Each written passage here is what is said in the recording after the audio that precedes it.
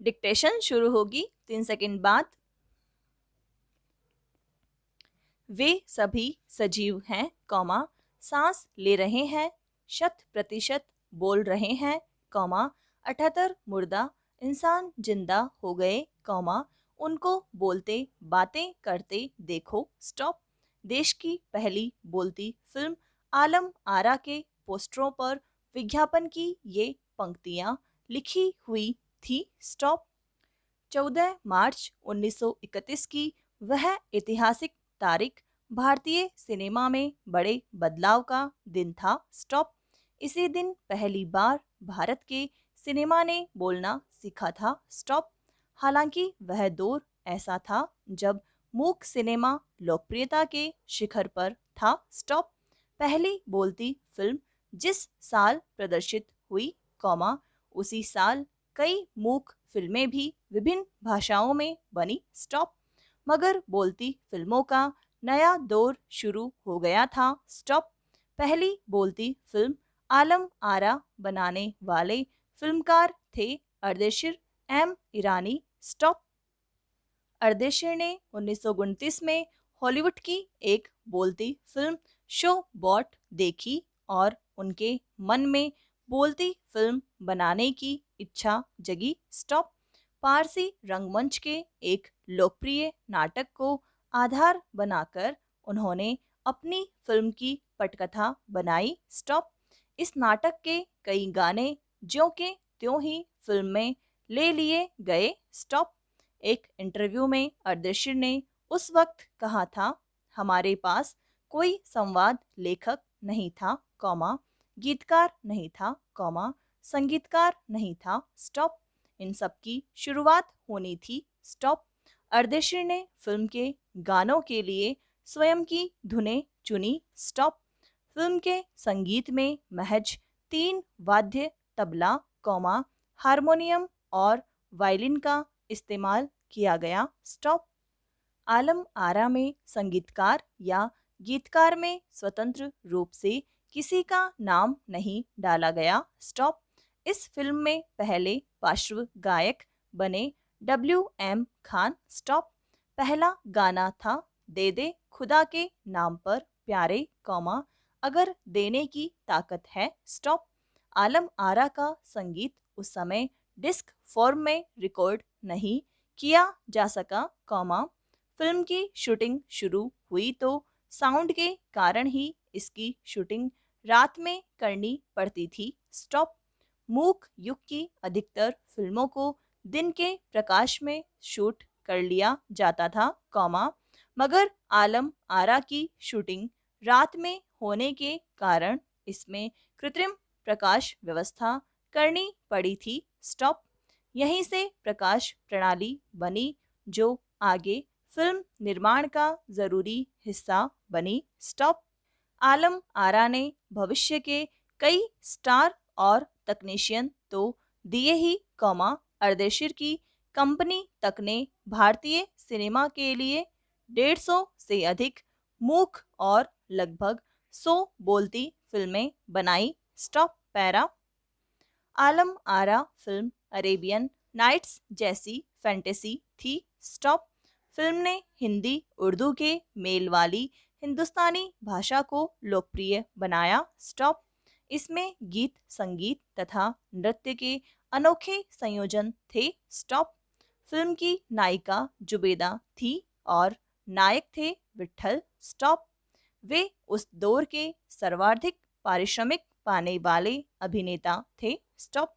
उनके चयन को लेकर भी एक किस्सा काफी चर्चित है, स्टॉप। विट्ठल को उर्दू बोलने में मुश्किलें आती थी, स्टॉप। पहले उनका बतौर नायक चयन किया गया मगर किसी कमी के कारण उन्हें हटाकर उनकी जगह महबूब को नायक बना दिया गया, स्टॉप। विट्ठल नाराज हो गए थे और अपना हक पाने के लिए उन्होंने मुकदमा कर दिया, स्टॉप। उस दौर में उनका मुकदमा मोहम्मद अली जिन्ना ने लड़ा जो उस जमाने के मशहूर वकील हुआ करते थे, स्टॉप। विट्ठल मुकदमा जीते और भारत की पहली बोलती फिल्म के नायक बने। स्टॉप। उनकी कामयाबी आगे भी जारी रही। स्टॉप।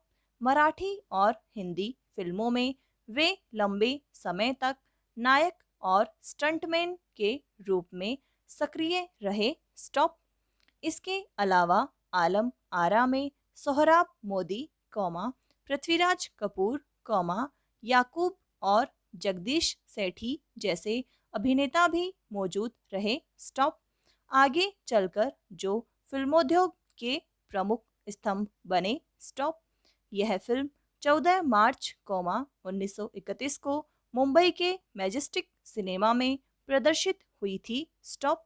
फिल्म 8 सप्ताह तक हाउसफुल चली और भीड़ इतनी उमड़ती थी कि पुलिस के लिए नियंत्रण करना मुश्किल हो जाया करता था। स्टॉप।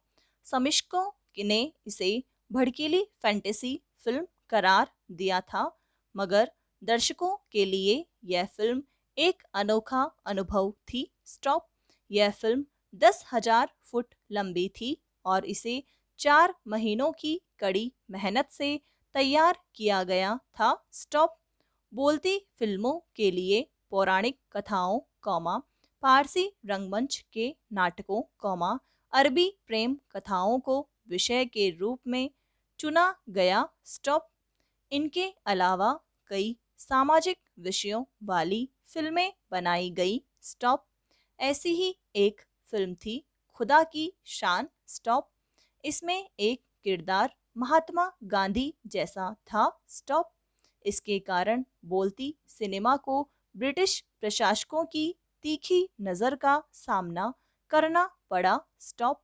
बोलती सिनेमा के नए दौर की शुरुआत कराने वाले निर्माता निर्देशक अर्देशीर इतने विनम्र थे कि जब 1956 में आलम आरा के प्रदर्शन के 25 वर्ष पूरे होने पर उन्हें सम्मानित किया गया और उन्हें भारतीय बोलती फिल्मों का पिता कहा गया, तो उन्होंने उस मौके पर कहा था, मुझे इतना बड़ा खिताब देने की ज़रूरत नहीं है। स्टॉप।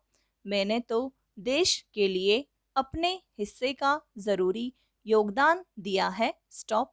जब पहली बार सिनेमा ने बोलना सीख लिया, सिनेमा में काम करने के लिए पढ़े लिखे अभिनेता अभिनेत्रियों की ज़रूरत भी शुरू हुई, क्योंकि अब संवाद भी बोलने थे, सिर्फ अभिनय से काम नहीं चलने वाला था। स्टॉप। मूक फिल्मों के दौर में तो पहलवान जैसे शरीर वाले, स्टंट करने वाले और उछल कूद करने वाले अभिनेताओं से काम चल जाया करता था। स्टॉप। अब उन्हें संवाद बोलना था और गायन की प्रतिभा की कद्र भी होने लगी थी। स्टॉप। इसलिए आलम आरा के बाद आरंभिक सवाक दौर की फिल्मों में कई गायक अभिनेता बड़े पर्दे पर नजर आने लगे। स्टॉप। हिंदी उर्दू भाषाओं का महत्व बढ़ा। स्टॉप। सिनेमा ने देह और तकनीक की भाषा की जगह जन प्रचलित बोलचाल की भाषाओं का दाखिला हुआ। स्टॉप। सिनेमा ज़्यादा देसी हुआ। स्टॉप।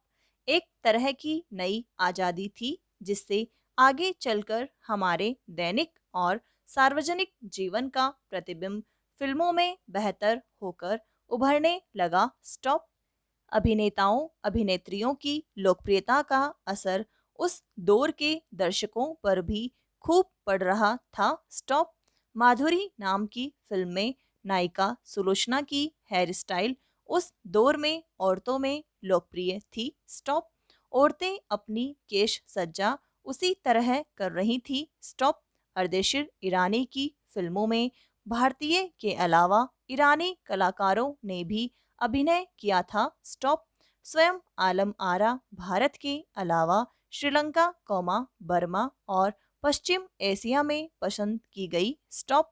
भारतीय सिनेमा के जनक फाल्के को सवाक सिनेमा के जनक अर्देशीर ईरानी की उपलब्धि को अपनाना ही था, क्योंकि वहां से सिनेमा का एक नया युग शुरू हो गया था। स्टॉप, समाप्त।